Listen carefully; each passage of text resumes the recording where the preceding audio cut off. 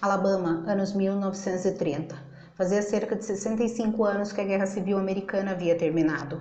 Um conflito fratricida entre o norte industrializado e o sul agrícola, que culminou na morte de 600 mil pessoas e que foi precedido por anos de tensões contidas até o estado da Carolina do Sul. Pouco depois de Abe Lincoln vencer as eleições presidenciais de 1860, anunciar sua separação da União. Até fevereiro do ano seguinte, mais 6 estados se juntam à Carolina do Sul, formando os Estados Confederados da América. Mais 4 ingressariam no grupo entre abril e junho. Uma guerra pela dificuldade de conciliar visões de mundo, interesses e modos de vida. Uma guerra que começou pelo esforço de manter a unidade de um país muito jovem. Uma guerra movida pelo desejo de unidade que termina em liberdade. Uma liberdade acompanhada de sofrimento. Uma guerra que começa em abril de 1861 e termina em junho de 1865. Em dezembro daquele ano, entra em vigor a 13ª emenda à Constituição Americana, que aboliu a escravidão em todo o território americano.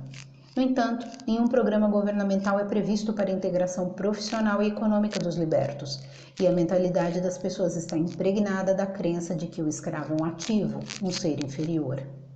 Estamos em Macomb, uma cidade pequena ao norte do estado do Alabama, em que a maioria da população ainda se orienta pelos antigos códigos morais pré-abolição. É em Macomb que se passa nossa história de hoje, O Sol é para Todos, de Harper Lee. A difícil conciliação social é acrescida de um novo fardo. Estamos no meio da Grande Depressão, que afeta seriamente cidades agrícolas como Macomb. Se a pobreza começa nas fazendas, exatamente de onde vem a renda das demais atividades econômicas, todos empobrecem. E é neste contexto histórico, econômico e social que Jean Louise Finch, a Scout, nossa narradora de 6 anos de idade, vai nos fazer rir da inocência, indignar da insensibilidade, irritar com a hipocrisia, enfurecer com a injustiça e refletir um bom tanto. O pai de Scout, Atticus, é um advogado viúvo que, com a ajuda de Calpurnia, a cozinheira negra que trabalha na casa, está criando Scout e o irmão mais velho dela, Jem. As conversas entre Scout e o pai são cativantes. Ele a trata como uma pequena adulta. Scout é muito inteligente, curiosa e contestadora. O pai tem a maior paciência e bom humor para responder suas perguntas, sem fim, sobre a sociedade em que vivem e até sobre termos técnicos do direito. No verão, Jill, um amiguinho de outra cidade, passa as férias com Scout e Jem. Nesse período, divertem-se explorando a vizinhança, jogando bola, descendo a rua em pneus, interpretando peças de teatro e, além disso, envolvem-se em aventuras, como descobrir o que se passa na casa de Boo Hadley, o vizinho que nunca sai. Scout já está em idade escolar e é obrigada a ir para a escola. Chegado o dia, sua professora fica irritada porque ela já sabe ler e escrever no primeiro ano. A senhorita Caroline quer ensinar utilizando o sistema decimal Dewey, que é um método de classificação e catalogação de conhecimentos criado pelo bibliotecário Melville Dewey em 1876. E ter uma aluna que não precisou dele para aprender é um certificado de derrota. Scout passa vários capítulos questionando o porquê de ser obrigado a frequentar a escola. Scout nos conta as coisas na sua perspectiva infantil. É justamente isso que faz esse livro fascinante. O desejo de ver o que acontece com o isolado Boo Hadley, a solidariedade dos vizinhos ante ao incêndio que devorou a casa da Dona Maudie, sua inadequação no ambiente escolar que para ela nada ensina. Um capítulo emocionante é o 9º, quando ela conta que um coleguinha de escola a ofende porque seu pai defende um negro na justiça. A conversa entre ela e o pai sobre o assunto é uma lição profunda sobre senso de dever, retidão, fidelidade aos princípios. Quando o pai de Scout diz que se não defendesse Tom Robinson não poderia mais exigir que os filhos o obedecessem, deixou-me muito tocada. Sei que a autoridade parental muitas vezes dá aos pais o direito e o dever de não se justificar ou mesmo se explicar aos filhos, sobretudo quando eles são pequenos e diante de questões muito complexas da vida. Atticus Finch, por outro lado, não foge do tema sensível, encara-o para fortalecer moralmente os filhos. À medida em que se aproxima a data do julgamento de Tom, mais as crianças enfrentam o assédio da vizinhança, que não se limita a coleguinhas de sua idade reproduzindo as besteiras que escutam de seus pais dentro de casa. É cruel um menino de 12 anos e sua irmãzinha de 8 serem xingados na rua por adultos e idosos. Dizem a Jen e Scout coisas que jamais se deveria falar para crianças, como que o pai é amante do crioléu. Jen e Scout também enfrentam preconceito quando vão à igreja acompanhar Calpurnia, já que seu pai está fora da cidade. Sim, é triste, crianças pequenas discriminadas por serem brancas, uma resposta raivosa de quem está cansado de apanhar. Eu entendo, uma chaga dessas é mesmo muito difícil de cicatrizar.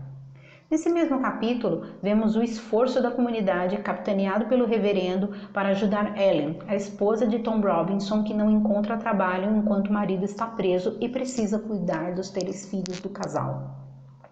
Ao ler isso, peguei-me pensando que houve um tempo em que as pessoas se ajudavam mais e diretamente, sem esperar a intervenção de governos ou organizações não governamentais.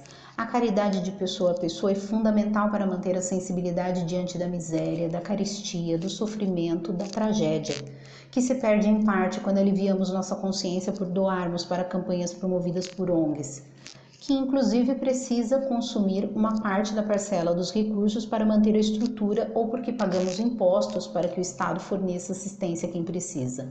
Claro que esses entes desempenham papéis importantes, mas sua atuação não torna dispensável a nossa generosidade direta individual.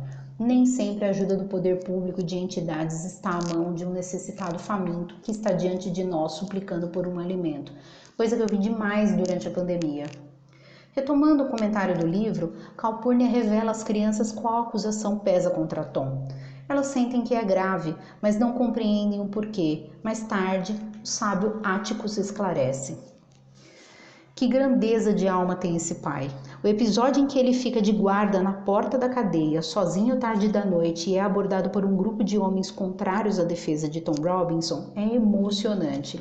O papel de Scout na quebra de tensão que se acumulava ali, à beira de uma tragédia, e a postura de um Jen, que já se considera um jovem homem e ficou ali lado a lado com o pai, desempenhando aquele papel de defensor numa situação desproporcional, foi comovente. Nós do século XXI não temos experiência cotidiana de lidar com essa realidade pré-anos 50, quando não existia essa fase intermediária da vida chamada adolescência. No comecinho da puberdade, cada jovem assumia a postura esperada de um princípio inexperiente na vida adulta e ia deixando de ser criança. Temos um outro vídeo no canal para a obra O Apanhador no Campo de Centeio de J.D. Salinger, considerado o marco definidor desse período da existência em que nem somos crianças nem adultos, em que o tema é mais bem explorado. Deixaremos o link no card acima e nos comentários. Enfim, chega o dia do julgamento. Áticos é impecável. O júri, a síntese da sociedade daquela época. No capítulo seguinte, Áticos explica a um Jen revoltado que existem coisas no mundo que fazem os homens perderem a cabeça e que nosso débito está crescendo e qualquer dia teremos de saldá-lo. Áticos espera que os filhos não tenham de encarar a chegada desse dia. Antes do julgamento, Alexandra, irmã de Áticos, vai morar com ele e os filhos para que Scout conviva com uma figura feminina e tenha em quem se espelhar para deixar de ser moleca e tornar-se uma dama. Já vi ponderações de outros leitores de que a autora quis com isso discutir a igualdade entre homens e mulheres. É bem possível. Mas daqui, eu valendo-me da minha experiência de vida, lembro-me bem de que tanto eu como outras meninas do bairro brincávamos com meninos e de brincadeiras de menino, o que para nós eram brincadeiras de criança no fim das contas. No livro, há o detalhe da mãe ter morrido quando o Scout tinha apenas 2 anos. É uma ausência que se preencheu com o irmão e seu mundo. Tanto é que eles são super unidos. Voltando à tia, a mulher é uma completa metida besta. Gente pobre e elitista é uma coisa ridícula. Alexandra costuma receber as senhoras da cidade para lanchar e conversar, eventos em que, em nome de estarem engrandecendo a obra do Senhor, pecam como se não houvesse amanhã. Fofocam da vida dos outros, posam de superior e, a pretexto de estarem fazendo o bem, julgam e condenam quem não é como elas. São umas hipócritas escrotas. Scout, coitada, tem de suportar a tia pedante, vira-lata, preconceituosa e arrogante com sua pretensa liderança feminina para poupar o pai que a ama de aborrecimentos. A exceção é a Dona Moldy, a vizinha que perdeu a casa no incêndio. É uma senhora alegre, gentil, muito ativa nos afazeres do dia a dia, que pensava de uma maneira mais justa e madura sobre a vida. Não é à toa que Scout gosta muito dela. Do seu jeito inocente e sagaz, Scout nota as contradições que permeiam a vida em Maycomb. Quer entender as incoerências e muitas vezes não encontra explicações. Coisas como: por que sua professora condena a perseguição de Hitler aos judeus e é favorável ao tratamento discriminatório dispensado aos negros? Se ela mesma diz que os Estados Unidos era uma democracia onde não se perseguia ninguém. Nos últimos capítulos, o mistério que nos acompanhou em grande parte do livro se desfaz face a uma situação limite. Antes, um evento na escola em que Scout precisou ir fantasiada de presunto foi um dos mais divertidos momentos da narrativa. Eu ri demais e ri alto enquanto lia. E a história termina com a pequena Scout olhando a sua rua de uma perspectiva inusitada, em pé na varanda dos Hadley. De lá, sua visão vai longe e a sua compreensão se amplia. Foi o jeitinho dela de nos ensinar. Mude de posição, mude de perspectiva. Você pode enxergar a vida, o outro e a si mesmo com isso muito melhor. Harper Lee, a autora, adota uma prosa objetiva e concisa para dar voz a Scout. Com ela, tudo é dito diretamente, não há rodeios, nem adjetivos além do necessário, nem diálogos internos complexos. Com esse cuidado, ela primeiro mantém ao longo do texto a coerência e a compatibilidade entre a expressão e a pouca maturidade da narradora, e evita cair na esparrela do drama, algo totalmente incoerente a essa pequena menina concebida para contar a história partindo de experiências da própria autora. Digo mais, Scout não se sentia uma menina desprotegida mesmo não tendo mãe ou uma avó próxima. Tinha áticos, Jen, Calpurnia, Dona Moldy. Fragilidade e emotividade não são da psicologia da personagem. Não tinha vinculação política e ideológica, logo também não caberia um discurso nesse tom. O que mais posso dizer de O Sol é para Todos? Bem, há muitas histórias que só são cativantes, pedagógicas e profundas, por mais que abordem temas dolorosos e cruéis, quando são contadas por uma criança.